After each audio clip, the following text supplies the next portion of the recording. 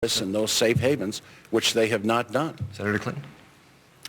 Well, I think it's important to get back to your question because obviously that's the most direct threat to the United States. We did take action similar to what has been described about 10 years ago based on what was thought to be actionable intelligence, sending in missiles to try to target bin Laden and his top leadership who were thought to be at a certain meeting place. They were not taken out at the time. So we have to be very conscious of all the consequences. Now, as far as I know, there are like 5 things quickly that we should be looking at. Bin Laden has, in large measure, regrouped because we did not put in the troops and make the commitment to aggressively going after him inside Afghanistan when we had a chance.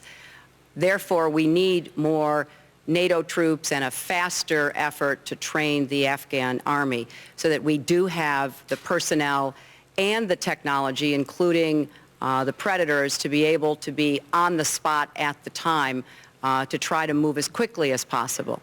Secondly, I think it's imperative that any actionable intelligence that would lead to a strike inside Pakistan's territory be given the most careful consideration, and at some point, probably when the missiles have been launched, the Pakistani government has to know they're on the way, because one of the problems is the inherent paranoia about India in the region in Pakistan, so that we've got to have a plan to try to make sure we don't ignite some kind of reaction before we even know whether the action we took with the missiles has worked.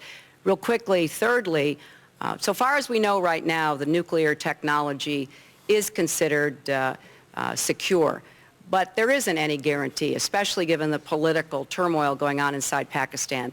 I would work very hard to try to get Musharraf, who is the elected president. These elections are about parliamentary positions. If you remove Musharraf and have elections, that's going to be very difficult for the United States to be able to control what comes next. I would try to get Musharraf to share the security responsibility of the nuclear weapons with a delegation from the United States and perhaps Great Britain, so that there is some fail-safe. And just finally, I think that what we have to do with Musharraf in Afghanistan is to repair the failed policies of the Bush administration. And that's going to require intensive effort in the region. And Bill is right that we should be engaged in that diplomacy right away. But this is the forgotten front line in the war against terrorism because the Bush administration has walked away. Charlie, I want us to just remember history. I want us to remember history. Years ago, we backed the Shah of Iran, a dictator. We are paying for that policy today by having backed a tyrant who repressed his people. Unintended consequences. A president has to act. I believe that we have to be on the side of the Pakistani people, not on the side of the dictator. And what we have today is an opportunity to get Musharraf to step aside, to move towards this caretaker government, but also to use the leverage of the assistance we've given him. Most of the assistance that we've given him, $11 billion, he hasn't used to go after terrorists. He's put it in military assistance for his fight against India. The money has been stolen. We get the worst of all worlds. If we stand on a foreign policy of principle, of human rights, along with protecting our security, that is the best direction for our foreign policy. Let me just pick up on a couple things that have been said, and I think people are in broad agreement here, but I think one of the things that's been left out is Iraq. I mean, part of the reason that we neglected Afghanistan, part of the reason that we didn't go after bin Laden as aggressively as we should have, is we were distracted by a war of choice. And that's the flaw of the Bush doctrine. It wasn't that he went after those who attacked America, it was that he went after those who didn't.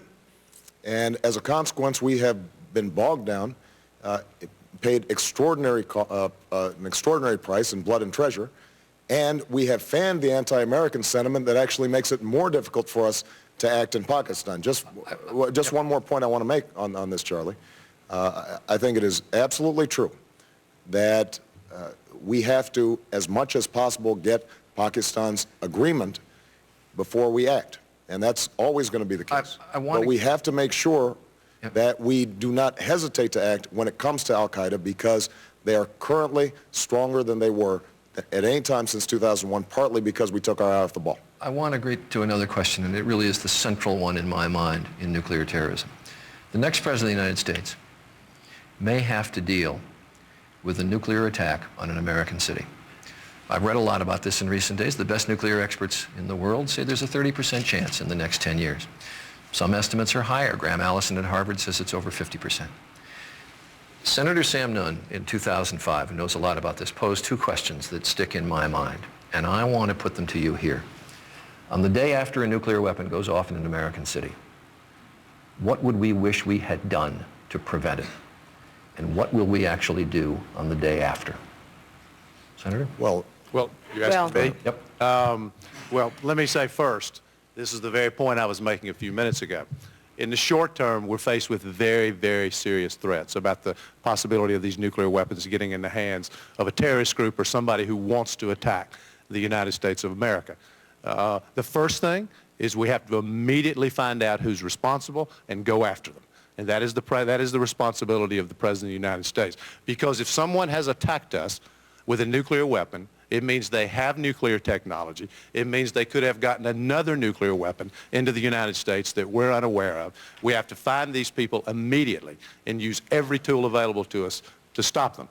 Secondly, it is the responsibility of the United States. And by the way, what I'm about to say doesn't just apply to a nuclear attack. It applies to this crisis that exists in Pakistan right now with the assassination of Benazir Bhutto. It is the responsibility of the President in times like this to be a force for strength, principled strength, but also calmness. It is enormously important for the President of the United States not to react and to react strongly, but to do it in a way that is calming for the American people and calming for the world, because it would be an enormous mistake for the President of the United States to take a terrible, dangerous situation where millions of Americans or thousands of Americans could have lost their lives, and to ratchet up the rhetoric and make it worse than it already is. Let me come to the two Sam Nunn questions to you, Senator. Well, as I said, I've already been working on this, and I think this is the most significant foreign policy issue that we confront. We would obviously have to retaliate against anybody who struck American soil, whether it was nuclear or not. It would be a much more profound issue if it were nuclear weapons. That's why it's so important for us to rebuild the Nuclear Non-Proliferation Treaty that has fallen apart under this administration.